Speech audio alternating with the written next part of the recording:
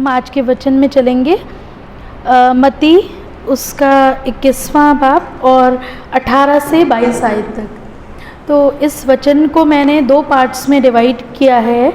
एक पहली 19 और 20, 18, 19, 20 और 21 और 22, ये दो पार्ट्स में डिवाइड किया है। फर्स्ट उसमें हम देखेंगे plan and purpose, and second में हम देखेंगे फेथ। तो हम इसमें देखते हैं 18 में, भोर को जब वो नगर को लौट रहा था तो उसे भूख लगी। सड़क के किनारे अंजीर का एक पेड़ देखकर वो उसके पास गया और पत्तों को छोड़ उसमें और कुछ ना पाकर उससे कहा, अब से तुझ में फिर कभी फल ना लगे। और अंजीर का पेड़ तुरंत सूख गया। इसमें हम देखते हैं यहाँ अंजीर के वृक्ष का वर्णन है। और जब हम बाइबल को पढ़ते हैं तो हम ये देखेंगे कि अंजीर के वृक्ष का एक अपनी इम्पोर्टेंस थी। वो एक इज़राइलियों के लिए एक प्रॉस्पेरिटी का प्रतीक था। और या अगर कहीं पे श्राप दिया गया है तो उसमें भी क्या है कि उसके अंजीर सूख जाएं, इस तरीके से श्रापित किया गया है। तो ये एक प्रॉस्पेरिटी का प्रतीक था। और इसके लिए आप अभी नहीं बाद में देख सकते हैं कि मीका 4:4 में, जकरिया 3:10 में, योएल 2:22 और पहला राजा 4:25 में हम इसका वर्णन देखते हैं कि यहाँ पे ये रिप्रेजेंट किया गया है अंजीर के वृक्ष को as a sign of prosperity. अब हम यहाँ पे जो अंजीर का वृक्ष लगा हुआ था हम इसको देखते हैं। वो अंजीर का वृक्ष कहाँ लगा हुआ था? सड़क के किनारे। वो रोड साइड पे लगा हुआ था। और वो जो उस रोड साइड पे उसको प्लांट किया गया था, हम जब देखते हैं कि जो सड़क के किनारे पेड़ होता है उसमें क्या होता है, जब हम धूप में जा रहे होते हैं तो वो हमें छांव देने के काम आता है। और या अगर कोई फल वाला पेड़ हो, जैसे यहाँ पे तो ज़्यादातर अमरूद के पेड़ हम देख सकते हैं कि अगर कहीं लगा हो तो अमरूद का होगा, या कैसा भी पेड़ हो जिसमें फल लगे हों, तो क्या होता है कि हम उसको फल को खाते हैं और हमें अगर भूख लगी है तो हम उसको मिटा सकते हैं। तो यहाँ पे उस पेड़ का उसको वहाँ प्लांट करने का एक पर्पस था। और एक और पर्पस हम इसमें देख सकते हैं कि वो पेड़ वहाँ पे प्लांट किया गया था परमेश्वर की महिमा के लिए, परमेश्वर के उस कार्य को पूरा करने के लिए। हम इसमें देखेंगे पहले कि जब एक चीज़ मैंने इसमें और देखी कि जब हम इसी पैसेज को मरकुस 11 में पढ़ते हैं तो वहाँ पे ये लिखा हुआ है कि वो पेड़ के पास गया और उसने देखा कि उसमें फल नहीं थे, लेकिन वहाँ साथ साथ ये भी लिखा हुआ है क्योंकि फल का समय नहीं था। तो मैं बड़ी सोच में पड़ गई, जब फल का समय नहीं था तब परमेश्वर क्यों सुखा दिया, मतलब क्यों उस फल के बाद, मतलब जब फल का समय ही नहीं था तो फल कैसे देगा। तो इसके लिए हम ये देखते हैं कि शायद फल का समय ना भी हो उसमें, लेकिन जब वो पास गया तो उसने सिर्फ पत्ते देखे। तो इसका मतलब कि उसमें कुछ कैरेक्टरिस्टिक्स जो हैं वो मिसिंग होंगी, कुछ लक्षण जीवन के होंगे जो उस पेड़ में मिसिंग होंगे। शायद उसमें कोपलें होती, शायद कुछ भी छोटा कुछ ऐसे कोपल होती, या कुछ फूल होते जो आगे चल के फल बनते, कुछ इस टाइप का होता कि जिससे उसमें जीवन के लक्षण दिखाई देते। पर क्योंकि उस पेड़ में जीवन के लक्षण नहीं थे, इसलिए परमेश्वर ने उसको कर्स किया और वो सूख गया। दूसरा, उस पेड़ ने सूख के भी उस पेड़ ने परमेश्वर की महिमा की, क्योंकि वो वहाँ लगाया गया था। ये कहीं प्लान पहले से रहा होगा कि यीशु मसीह वहाँ से गुजरेंगे, क्योंकि परमेश्वर के सारे प्लान्स ऐसा नहीं कि वो तुरंत कुछ भी यूं ही होने लगता है, वो किसी ना किसी पर्पस से होता है। और यहाँ पे हम देखते हैं कि यहाँ लिखा हुआ है चेले अचंभित रह गए। ये भी एक बहुत अजीब सी बात है, चेले अचंभित, एक पेड़ के सूखने से चेले अचंभित रह गए, क्योंकि ये तो बहुत यीशु मसीह की मिनिस्ट्री के काफ़ी टाइम के बाद का ये जिक्र है। तो उन्होंने तो, चेलों ने तो इससे बड़े बड़े आश्चर्य कर्म देखे थे, लेकिन उसके बाद भी लिखा है कि चेले अचंभित रह गए। तो हम ये देखते हैं, अब इस चीज़ को हम अपने जीवनों से रिलेट करेंगे जैसे कि उस पेड़ को एक प्लान और पर्पस के साथ वहाँ प्लांट किया गया था, इसी तरीके से हम भी जहाँ पे भी हैं, चाहे हम अपने घर में हों, हम अपने वर्क प्लेस पे हों, हम अपने चर्च में हों, we are planned here with a plan and for a purpose. तो हमें परमेश्वर के उस प्लान और पर्पस को पूरा करना है। हमारे जीवन में परमेश्वर का प्लान क्या है कि वो हमारे जीवन के द्वारा उसे महिमा मिले। और हम जैसे कि उस पेड़ में फल नहीं थे, लेकिन हमारे अंदर जैसे गलतियों 5:22 में लिखा है, वैसे हमारे अंदर आत्मा के फल हों, जिससे कि हमारे अंदर वो स्पिरिचुअल लाइवलीनेस हो, कि हम आत्मिक रूप से मरे हुए ना हो, कि हम जब परमेश्वर हमें देखे तो वो कोई फल ही ना पाए हम में। दूसरी चीज़ ये है कि परमेश्वर हर एक के जीवन के लिए परमेश्वर पहले से एक प्लान बना के रखता है। इसके लिए हम पढ़ेंगे इफिसियों 2:10।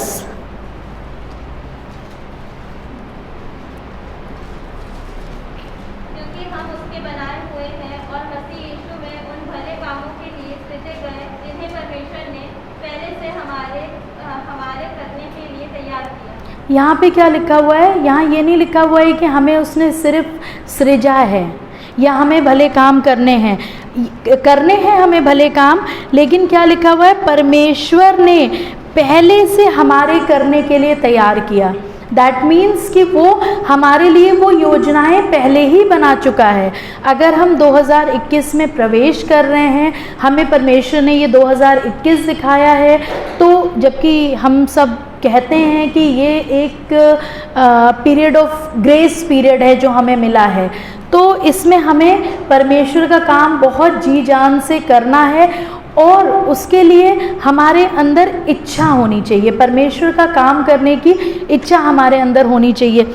जब हम परमेश्वर के जब हमारे अंदर ये इच्छा होगी कि हम जिस प्लान और पर्पस से हमें क्रिएट किया गया है उसको हम पूरा करें, तो परमेश्वर हमारी मदद करेंगे धीरे धीरे करके। मैं अपनी लाइफ का एग्जांपल आपको बताती हूँ। मैं ये नहीं कहूँगी कि मैं बहुत ज़्यादा स्पिरिचुअली स्ट्रांग हो गई हूँ या बहुत मैं आगे बढ़ चुकी हूँ अपने विश्वास में, अपनी धार्मिकता में, लेकिन मैं एक दिन ऐसी गाड़ी से एक्टिवा से जा रही थी, तो जब एक्टिवा चलाती रहती हूँ तो बहुत से ख्याल आते हैं। तो मैंने अपने मन में कहा कि परमेश्वर कब तक, बहुत सारे लोग स्पिरिचुअली बहुत आगे बढ़ रहे हैं, मुझे भी आप में आगे बढ़ना है। और बड़े दिल से मेरी दुआ निकली कि परमेश्वर थोड़ा थोड़ा करके ही मैं आप में थोड़ा सा तो बढ़ सकूं। तो जब मैंने ये प्रार्थना की तो परमेश्वर ने मेरी उस प्रार्थना को सुना और उसको आदर दिया, और परमेश्वर ने मुझे मौके दिए कि मैं परमेश्वर में बढ़ सकूं।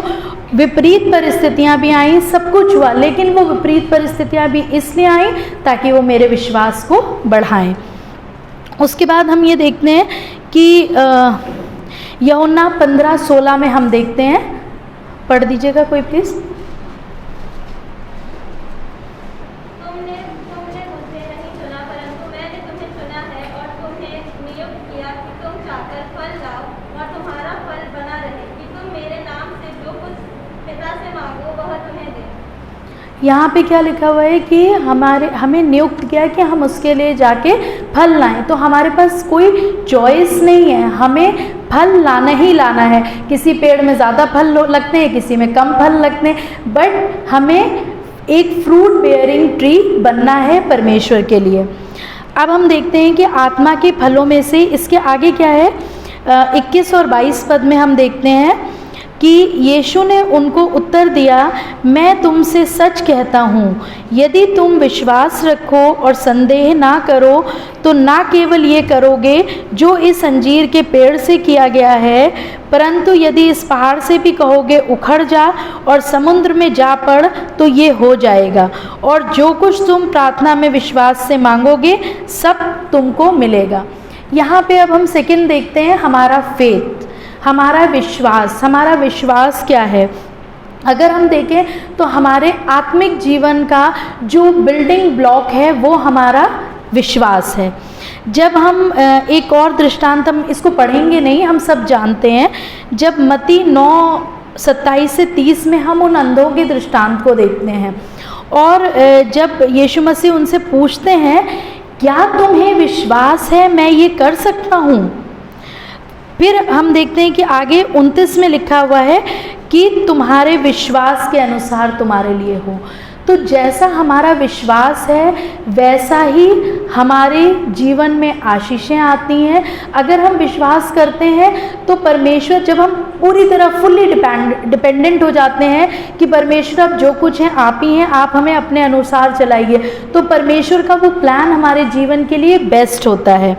और दूसरी चीज़ क्या है कि हम देखते हैं कि हम आसानी से इंसानों पे भरोसा कर लेते हैं।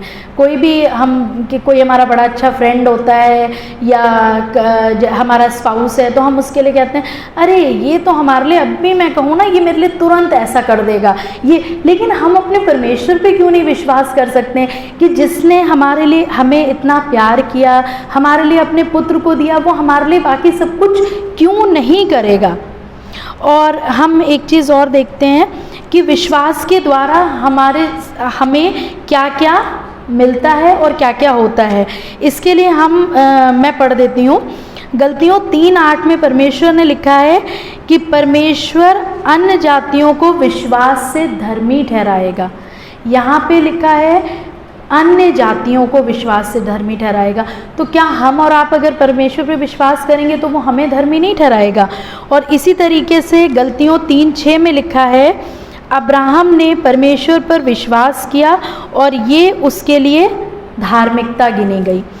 और ये हमारी कुव्वत नहीं है कि हम अपने आप को धार्मिक बना सकें, या क्योंकि बाइबल में लिखा है हमारे धर्म के काम मैले चिथड़ों से हैं, है ना। तो हम चाहे जितना भी सोचें हम बहुत भले काम कर रहे हैं, अपनी नज़र में हम सोचें हम बहुत अच्छा कर रहे हैं, और या हम बहुत बार कंपैरिजन करते हैं कि अरे वो ना उतना देता है, हम तो उससे ज़्यादा देते हैं, हम तो और भी ज़्यादा ये करते हैं, हम तो चर्च में ऐसे भी करते हैं, या हम दूसरों को ऐसे भी करते हैं, दूसरों की मदद करते हैं। लेकिन नहीं, उससे हमारी धार्मिकता नहीं है। हमारी धार्मिकता हमारे विश्वास से है। और हमारा विश्वास क्या होना चाहिए? सच्चा विश्वास क्या है? यहाँ यीशु मसीह ये कहते हैं संदेह ना करो। यहाँ यीशु मसीह ने कहा है संदेह ना करो। तो trust in God, what is our trust in God? Trust in God is complete submission to his will, और this is the best thing we can do. क्योंकि क्या होता है ना कि हम अगर कुछ मांगते हैं, कुछ करते हैं, हम अपने हिसाब से परमेश्वर को नहीं चला सकते हैं, और ये करना हमारा विश्वास नहीं है। हम ये सोचें कि हम प्रार्थना करें, परमेश्वर आज मैंने प्रार्थना की है, आज ये मेरे लिए हो जाए, तब मैं विश्वास में बढ़ूंगा। तो ये ऐसा विश्वास नहीं है।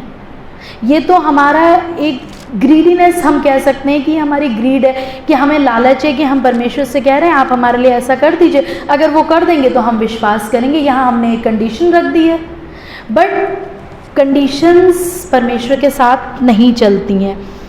आपको विश्वास करना है, परमेश्वर के पास जाना है। अगर आपको लगता है आपके विश्वास में कुछ कमी है, या कुछ ऐसे हिंडरेंसेस हैं जो आपको रोक रहे हैं परमेश्वर के पास आने के लिए, उसका भी उपाय वचन में है। हम वचन देखेंगे लूका 17:5, और मैं पढ़ देती हूँ भजन संहिता 56:4। यहाँ लूका 17:5 में लिखा है, चेलों ने उससे कहा हमारा विश्वास बढ़ा।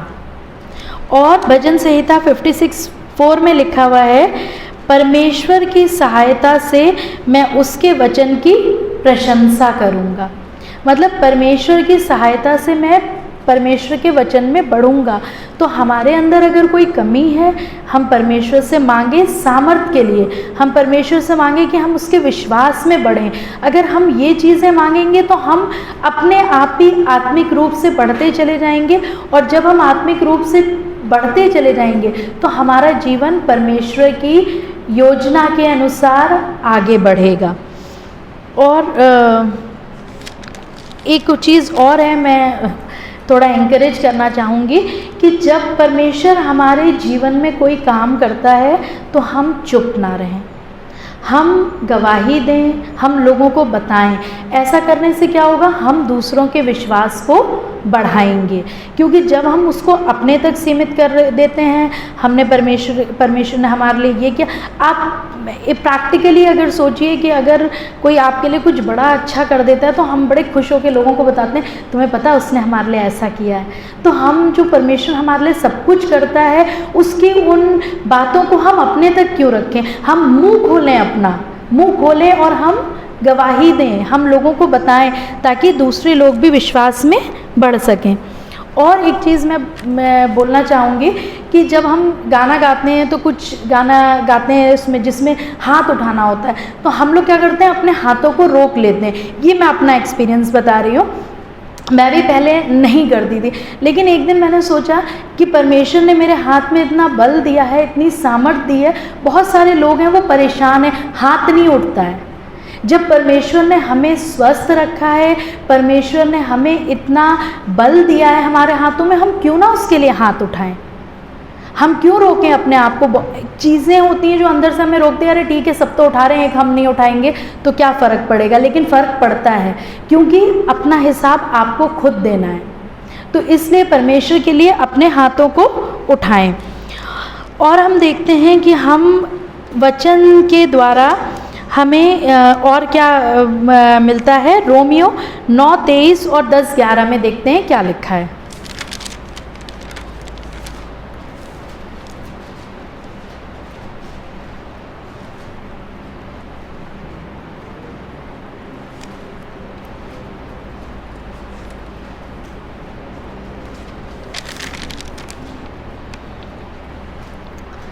मैं पढ़ देती हूँ। यहाँ लिखा है, जो कोई उस पर विश्वास करेगा वो लज्जित ना होगा। इसमें क्या है कि जब हम परमेश्वर के ऊपर विश्वास करते हैं तो हम किसी भी रीति से लज्जित नहीं होने पाते हैं। हम जो अपनी कल्पनाएं करते हैं, जो हम अपने लिए सोचते हैं, वो हमें नहीं मालूम, क्योंकि हम अभी का देख रहे हैं। कोई भी अगर हमें सपोज़ कोई डिसीजन लेना है तो अभी के जो हमारे सर्कमस्टेंसेस हैं, अभी जो हमारे सामने चीज़ें हैं, उनको देख के हम वो डिसीजन लेते हैं। लेकिन इन दी लॉन्ग रन वो हमारे डिसीजन का आउटकम क्या होगा ये हमें नहीं मालूम रहता है। लेकिन जब इस परिस्थिति में जब हम परमेश्वर की विल को अपने जीवन में ढूंढते हैं कि परमेश्वर आप बताइए ये परिस्थिति मेरे सामने है, मैं इसमें क्या करूं, तो परमेश्वर हमें बताता है, चिताता है, और हम जो भी डिसीजन लेते हैं वो परमेश्वर की इच्छा के अनुसार लेते हैं और हम परमेश्वर के अकॉर्डिंग चलते हैं। और हम देखते हैं कि परमेश्वर की इच्छा क्या है। परमेश्वर की इच्छा हमारे जीवन में क्या है कि freedom from doubt arises from an awareness that something is truly God's will. कि ये नहीं कि हमने प्रार्थना की है तो हम ये सोच लें कि अरे ये नहीं हुआ है तो चलो ठीक है, ये ऐसा तो नहीं होना चाहिए था, लेकिन हम अभी की परिस्थिति देख रहे हैं। परमेश्वर, जब हमने परमेश्वर के ऊपर छोड़ दिया, जब हम अपने माता पिता के ऊपर कोई चीज़ छोड़ देते हैं तो वो हमें बेस्ट देने का प्रयास करते हैं, वो हमारे लिए बेस्ट सोचते हैं, वो हर एक चीज़ चाहते हैं कि उनके बच्चों को बेस्ट मिले। तो जिस परमेश्वर ने हमें सृजा है वो हमारे लिए बेस्ट क्यों नहीं करेगा। और एक चीज़ और मैं आपका ध्यान ले जाना चाहूँगी, यिर्मयाह 29:11 में।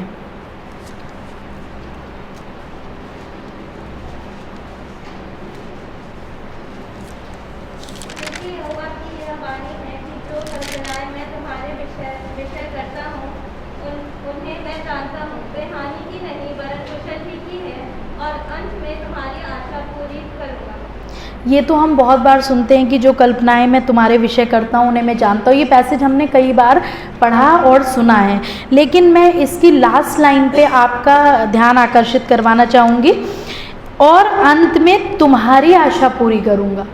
यहाँ परमेश्वर ये नहीं कह रहा है कि जैसा मैं कहूँगा या क्या है, ये नहीं कह रहा है। परमेश्वर कह रहा है तुम्हारी आशा पूरी करूँगा।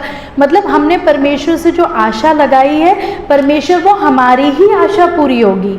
जब हम परमेश्वर की निकटता में बढ़ेंगे, जब हम उसके पास जाएंगे, तो हमारी आशा परमेश्वर में हर तरीके से परमेश्वर पूरी करेगा। ये हमें बस एक सिंपल चीज़ करनी है, विश्वास करना है। फिर हम देखते हैं कि विश्वास के द्वारा हमें परमेश्वर की विल में सरेंडर करना है कि परमेश्वर कितना भला है और वो सारी चीज़ें हमारी भलाई के लिए करता है।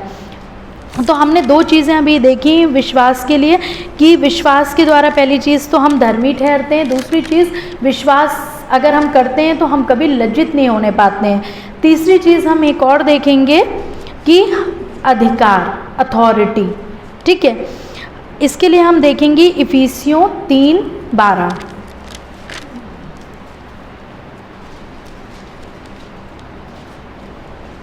जिसमें हमको उस पर विश्वास करने से साहस और भरोसे के साथ परमेश्वर के निकट आने का अधिकार। और दूसरा एक और देखेंगे यूहन्ना 1:12।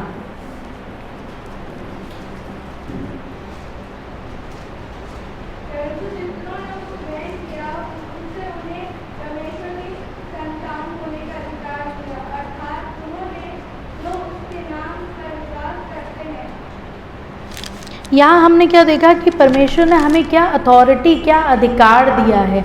यहाँ परमेश्वर ने हमें अधिकार दिया है कि जब हम उस पर विश्वास करते हैं तो साहस और भरोसे के साथ हम परमेश्वर के निकट आ सकते हैं, परमेश्वर के हम निकट जाते हैं। और जब कोई अथॉरिटी हमें मिलती है तो अथॉरिटी क्या, वो हमें पूरी तरीके से हर एक चीज़ की अथॉरिटी परमेश्वर देता है, लेकिन उसके साथ कंडीशन क्या है, परंतु जितनों ने उसे ग्रहण किया।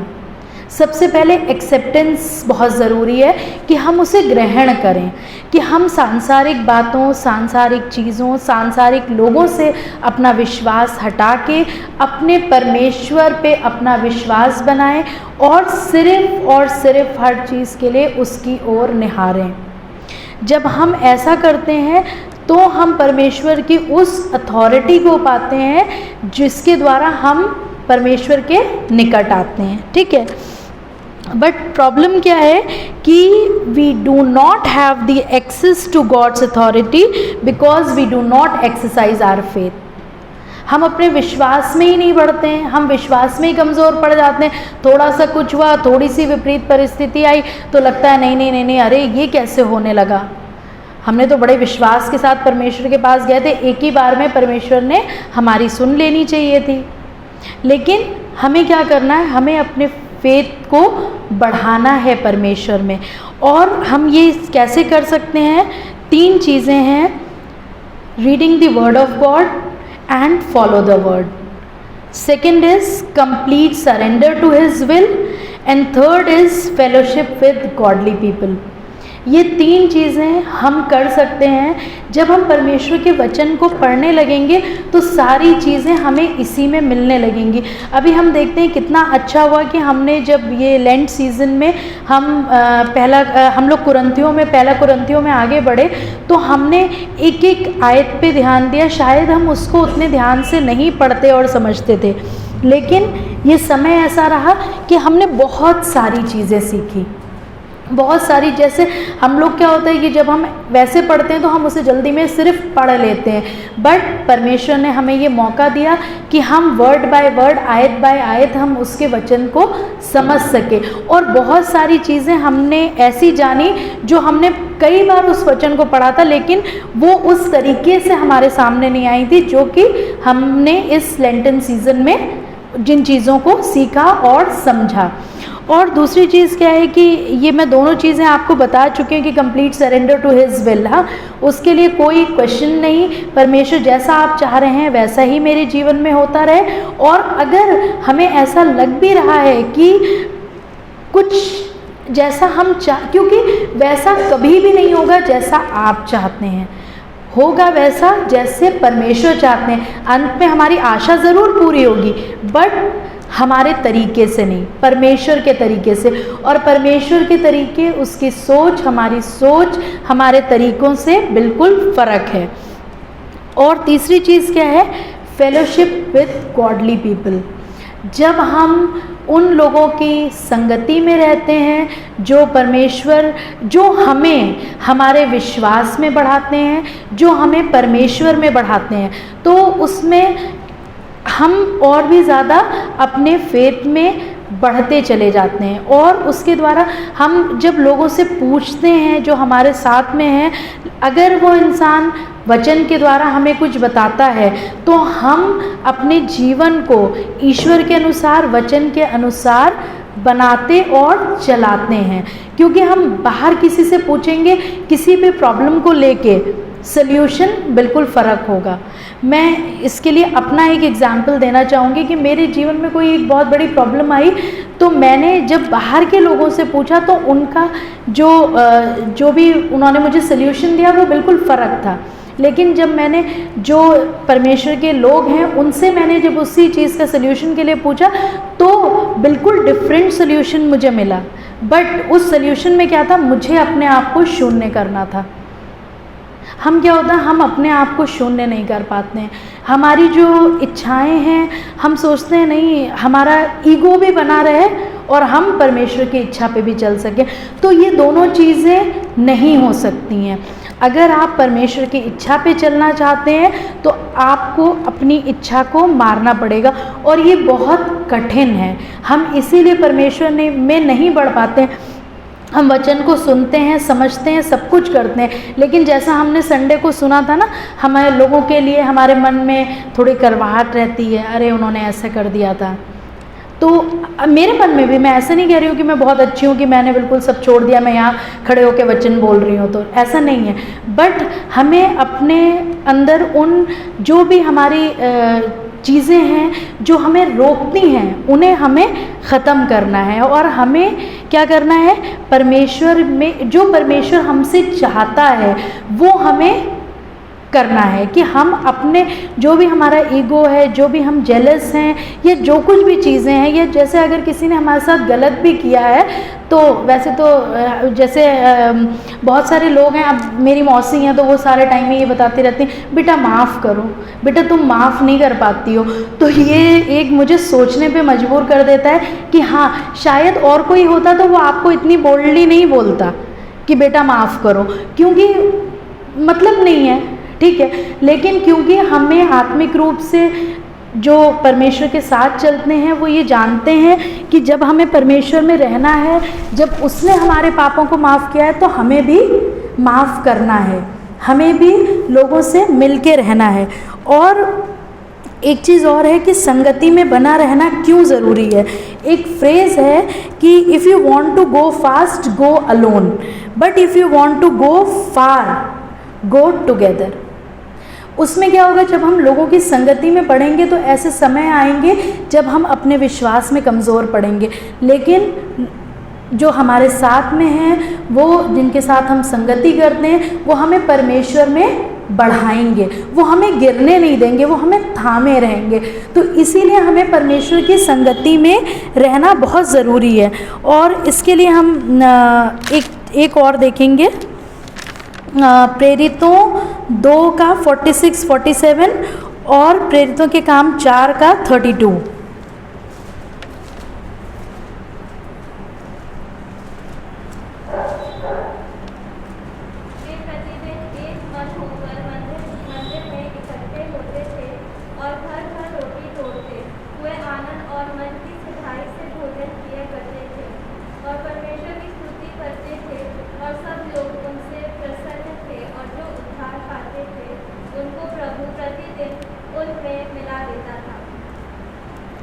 और प्रेरितों के काम 4 का 32-32। करने वालों की मंडली एक चित्त और एक मन की थी। यहाँ तक कि कोई भी अपनी संपत्ति अपनी नहीं कहता था, परंतु सब कुछ साझे में था। यहाँ पे क्या है कि विश्वास करने वालों की मंडली क्या थी, एक चित्त और एक मन की थी। क्या है, जब हम विश्वास करते हैं तो हमें एक चित्त होना बहुत ज़रूरी है कि तभी हम, जब हम एक चित्त होंगे, अगर सपोज़ हम संगति में जा रहे हैं और कोई ऐसा है जिससे हमारे विचार मेल नहीं खाते हैं और हमने क्या किया कि अरे नहीं, इनसे तो हमारे विचार मेल नहीं खाते हैं, इनसे हम थोड़ा किनारे ही रहें तो अच्छा है, लेकिन ऐसा नहीं है। हमें परमेश्वर में एक मन और एक चित्त होना है जिससे कि हम परमेश्वर में बढ़ते चले जाएं, आत्मिक रूप से हमारी उन्नति होती चली जाए और हमें वो आत्मा के फल पाए जाएं। ऐसा ना हो कि उस पेड़ की तरह हम सुखा दिए जाएं।